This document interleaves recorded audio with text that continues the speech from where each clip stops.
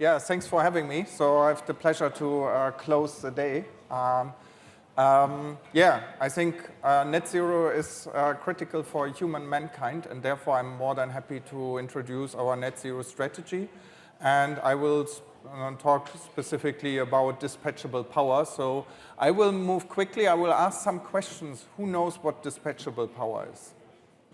Okay, so I was expecting so I'm happy to introduce this to you. So this 20 minutes will be a journey to guide you through the talk. So I will explain what dispatchable power is, why we need it, what technologies we have in place, why might Europe favor hydrogen versus carbon capture power plants, and then we moved in the middle section to the enablers. So where's all the hydrogen coming from is a very often question, and how, and is the production scaling up? And finally, on the very right side, what's the status of the power generation with hydrogen, and also what are the implications to the power sectors?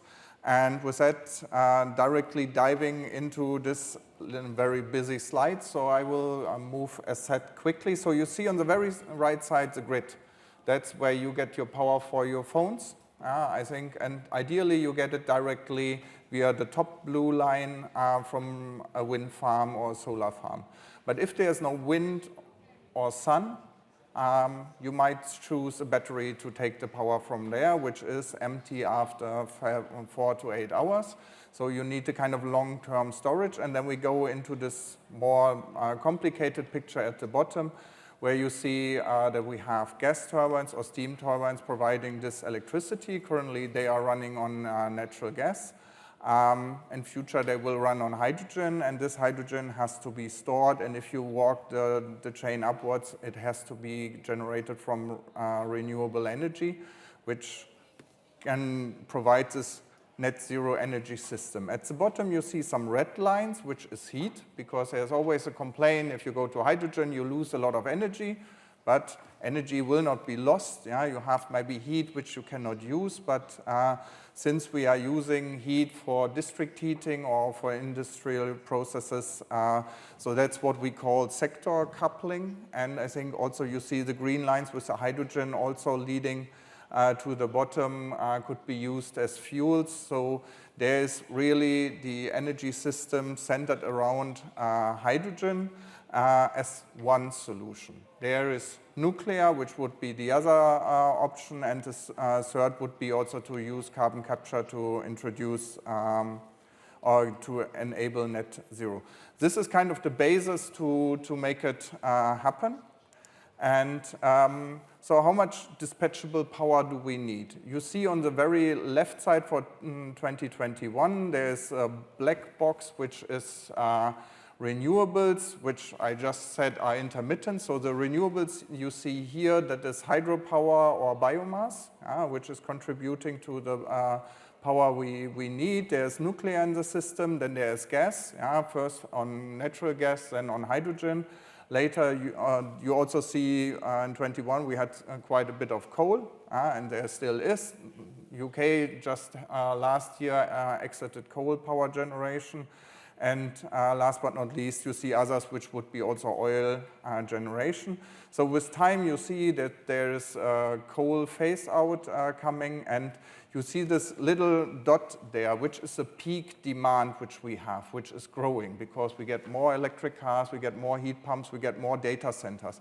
And finally, 2035, you see there's a mismatch, and we need more than 100 gigawatts of power. So, and I think this is getting currently filled with a coal to gas shift in a lot of countries where they are building gas-fired stations. But it could also be batteries, and there's also plans for new nuclear power plants. So what kind of technologies we have in place, starting at the upper left. So you see this yellow building, which was the first hydrogen-ready power plant. So it's running currently on natural gas. It will switch to hydrogen, so everything is prepared to do the switch when hydrogen is available. Next, in the middle, you see the project which demonstrated the first 12 megawatt hydrogen turbine, where I will give some more insights later on. On the lower left side, we are partnering with a utility company from the UK, SSE, to build the first 900 megawatt hydrogen power plant and develop the largest technology. So I think what was introduced before is also to go with partnerships. At the bottom, you see we are building, actually it's 2 times 2 gigawatt carbon capture ready power plant. So that is a natural gas power plant in Saudi Arabia, which is ready to get equipped with a carbon capture facility, and that will get in operation 2026. On the very right side, you see nuclear. So from Siemens Energy, we are just part of the conventional part, so not the real nuclear, but on the steam turbine side, where we are providing the steam turbines to keep the power on. And just last Friday, we announced our partnership with Rolls-Royce to work on a small modular reactor, also to cover this kind of sections. And in the following, so I think nuclear is really dependent if a country wants to do nuclear or they don't want to do it, and it also takes some time to set up the project and to implement it. So I would focus on the 2 left sides going forward and answering the question, why might Europe favor hydrogen power plants versus carbon capture? So the graph you see in the middle is showing how much does it cost to produce electricity. And you see a yellow curve, which is for a carbon capture power plant, and the blue is for a hydrogen power plant.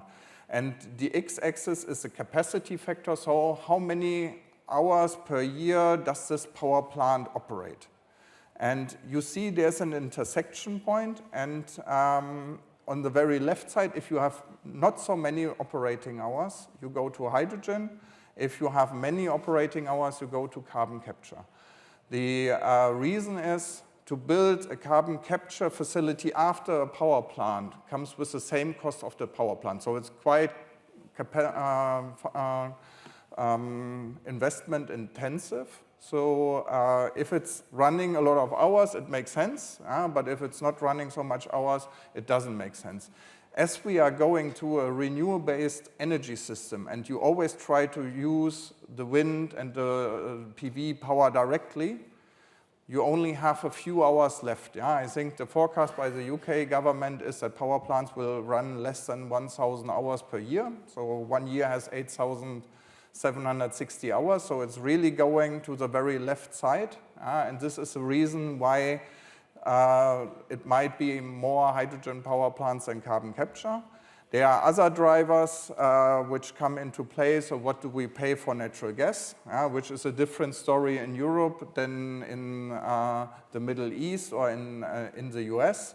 What is your hydrogen price, which is mainly driven by what do you pay for the renewables? Do you have a lot of wind and sun?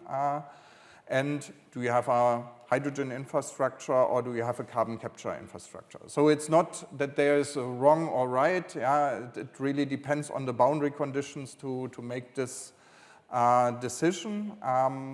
So we will do both to just enable whatever the future will bring. But we currently see, with the operating hours, that it's more likely that we have more hydrogen power plants. So going into the next very complicated graph, I'm trying to walk you through. So on the y-axis, you see the price for hydrogen in euros per kilogram, but also with the energy intensity in euros per megawatt hour. Because what we want to compare is hydrogen as a fuel compared to natural gas as a fuel. And so the underlying graphic is coming from the Hydrogen Council created by McKinsey. And starting on the very left in the early 20s, this gray band was the forecast for green hydrogen prediction before the energy crisis triggered due to the war in the Ukraine, which lead to higher inflation, higher labor and material costs. So there was an upward shift in this curve, but we still see this green curve green hydrogen will get cheaper because we go through the same technology learning curve as we have seen with PV and wind. You see the blue curve, which is blue hydrogen. So if you take natural gas and you carbon capture to create hydrogen, which is cheaper. And then you see this purple line, which is going upwards, which is actually the natural gas price plus CO2 price. So in the European Union, there's a price on CO2, which will increase in future. And what you see that those curves will intersect. And this is what we call price parity. So if you are a power plant operator, it's not any more expensive to run on hydrogen than on natural gas. Then I think the story would be pretty easy, and this is why this price parity is so important for the net zero ambitions. And what you see is this price parity, you see white bands, because the question is not if it's coming, it's just the question when it is coming. And I think that's the big uncertainty we have. But to doing, in addition to those forecasts, some spot checks, so there is the European Hydrogen Bank, which is doing a double auction. Just checking again, who is knowing the Hydrogen European Bank? Okay, there's a few, that's good. So the European Hydrogen Bank is doing a double auction. They ask who wants to buy hydrogen and who's paying the most for it. And then on the other side, they ask the producers who's producing hydrogen at the lowest cost. And there is, as you can see, a discrepancy, and that will be matched by subsidies. So there was the first auction happening and executed. And what was displayed per country, not per project, but per country, what are the hydrogen generation costs, what you also see here on the chart. And this is where at the 6 euros per kilogram, you see a small dot for 2023. So for countries with good renewable conditions, like Spain, a lot of wind and sun, or Greece or Portugal, you see that's what you get. There you're talking about 6 euros, which is kind of proving this forecast. The same was happening for blue hydrogen by PwC. You see the blue double arrow. They're giving a range for the prices, and I think the just recent data I saw for blue hydrogen is really matching what you see here for 2024. So there's some proof that those curves are realistic, but it's still to track. The European Union just announced that there will be 2 more auctions this year. So there will be more proof points and we will get more certain. But somebody might hear, hey, it's 13 euros per kilogram to produce green hydrogen. That if you do it in Germany where you don't have a lot of sun, unfortunately we don't, we have some wind, but we also have very high grid fees. And that's not the place where you produce green hydrogen if you're not subsidizing it or if you are having a national interest to scale up the technology. So there might be other drivers to make it happen. But bottom line is blue hydrogen, there might be first parity in the 2030s. Green hydrogen, we see it in the 2040s. So there's where we really see action needed by the governments to come up with these subsidy programs to start this learning journey. And therefore, the UK government is planning to come up with a hydrogen to power business model, exactly addressing this topic. And that's where we will get speed to really implement it. So, very popular question, where's the hydrogen coming from? Another question, who knows the hydrogen backbone? Some seen the map on the left side. So the hydrogen backbone is coming up from the pipeline operators in Europe, where they come up with an energy system study for Net Zero Europe 2050, where they covered all the sector, not only the power, but all industries, so where is energy needed. And so there are maps for 2030 and 2040, really to connect supply and demand. And they also really calculated how much space do we need for wind and PV to produce all the electricity to produce hydrogen. and come up with this network which is developing, and it's mainly serving Central Europe from 5 corridors, because countries like the UK will be a net exporter of energy, because there's so much offshore wind or will be built that there's an export of energy, same for Spain, but also for Southeast Europe and also the Scandinavics.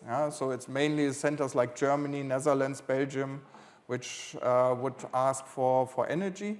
It's getting more concrete with the German hydrogen starter network, where I think you cannot see the details, but you see that there are timelines from 2025 till 2032, where actually each power plant, larger 100 megawatt power generation, will be connected, and all the industries which require hydrogen. And this is in development, so the first pipelines getting into operation this year.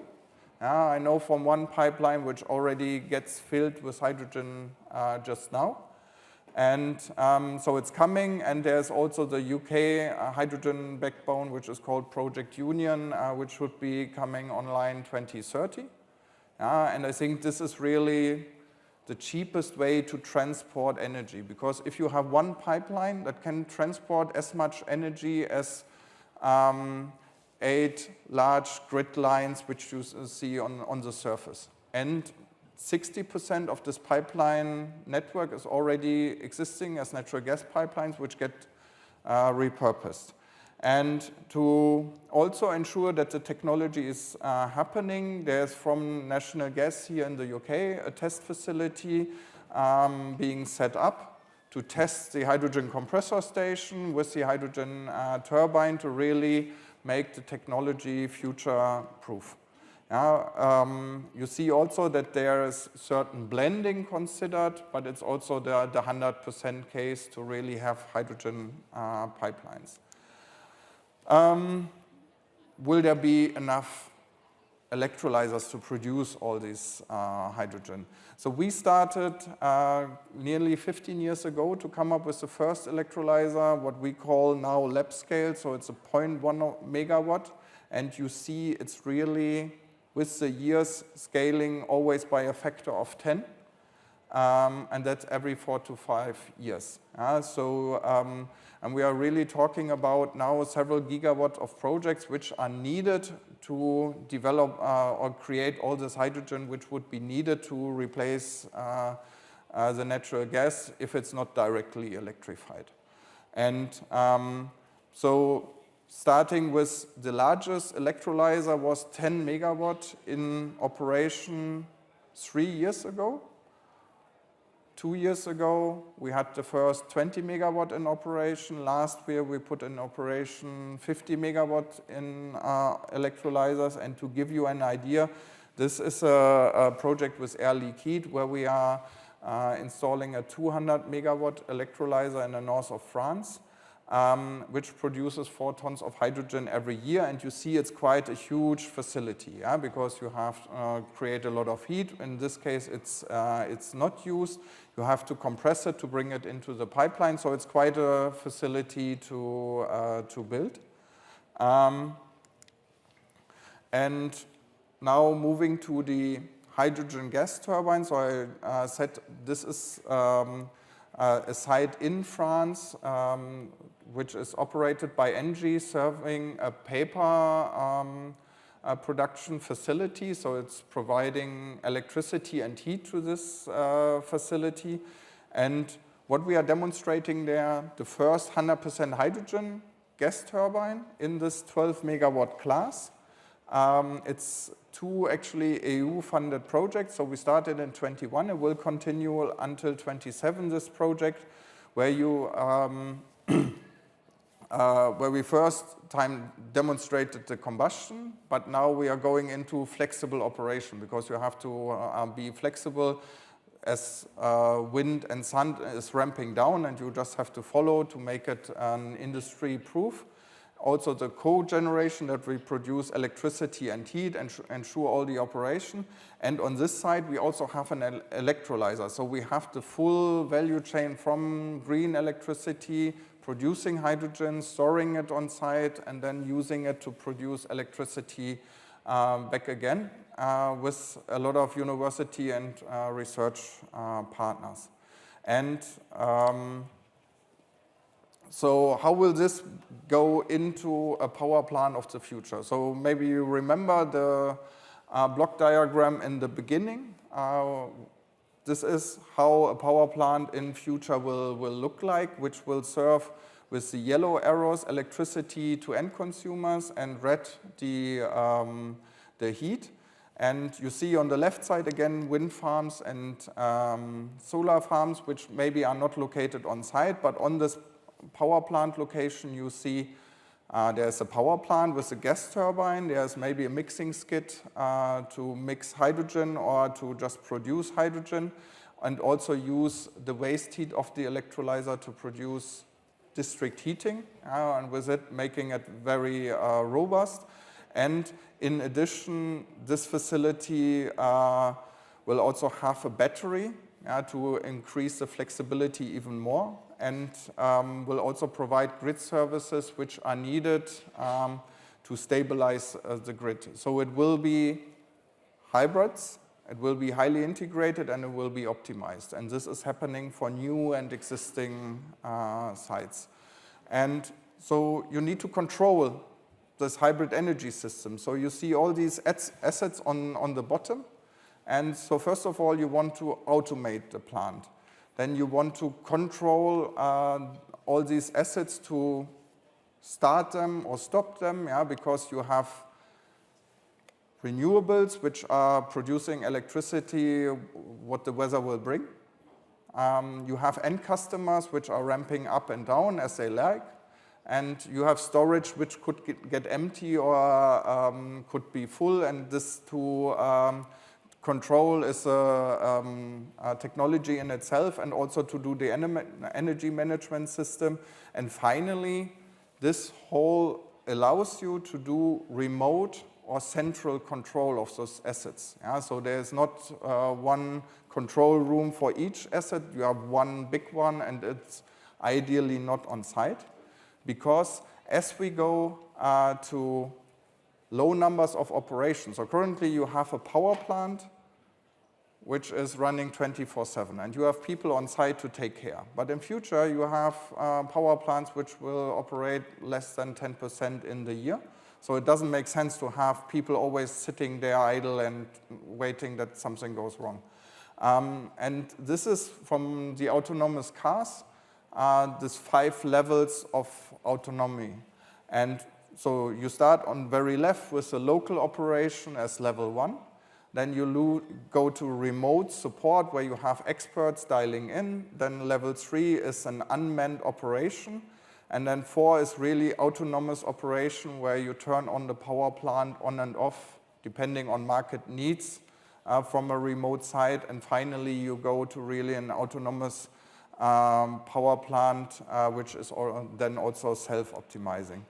And so where are we on this technology? So coming from the conventional operation and maintenance, what we are doing since 30 years with 38 power stations around the world, which could serve 100 million of people with energy just from the size. So there's a huge experience we bring, but taking it to the next level, we have a power plant in Germany which is just there to stabilize the grid. So if there's shortage of power, they can ramp it up very quickly.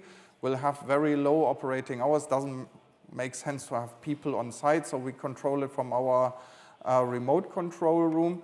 And this year, upcoming in the UK, we will have a remote control room from our gas service division, controlling 3 power plants to produce electricity or also to do grid stabilization with synchrons, but also from the grid technology divisions, which doing the transformers for the interconnectors, having high voltage connection from one country to the other, enabling the renewable build-up.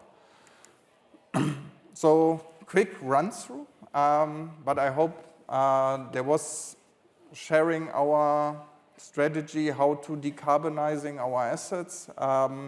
So we want to energize society. We know we cannot do it alone. You see, we are doing a lot of partnering, and therefore, yeah, I'm happy that you stayed here for so long after going for dinner, and really, yeah, appreciated your attention and looking forward to your questions.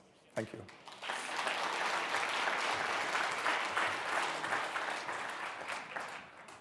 I'm possibly a slow adopter of technology, and I'm possibly very gloomy. I look at this and I think that's amazing, but I've heard this all my life that hydrogen is going to come on, is going to come on. In reality, will businesses just opt for fossil fuels because it's cheap, it's going to be cheaper, because it's known, and because it's easier, or have we actually seen the future? No, I think it's the future, and I think it's coming, and I think it was also an argument before, yeah? So there's now a lot of uncertainty, but there's still a lot of stuff happening on the ground, yeah? I think, like the project I have shown, they are ongoing, and sure. we're making progress, but we also see it's not meeting the expectations which people had, because I think we are still scaling up exponentially. Yeah, I think that, and I think this is to see all this risk what we are doing.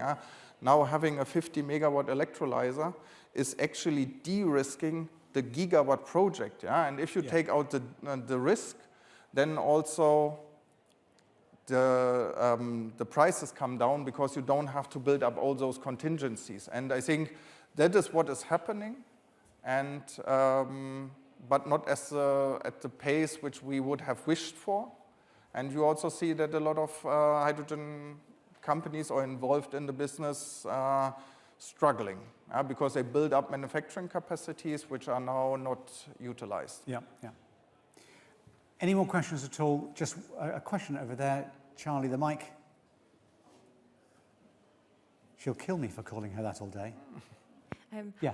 Hi. So I know that for carbon capture utilization, you need a huge amount of hydrogen, green hydrogen, in order to make that a sustainable system.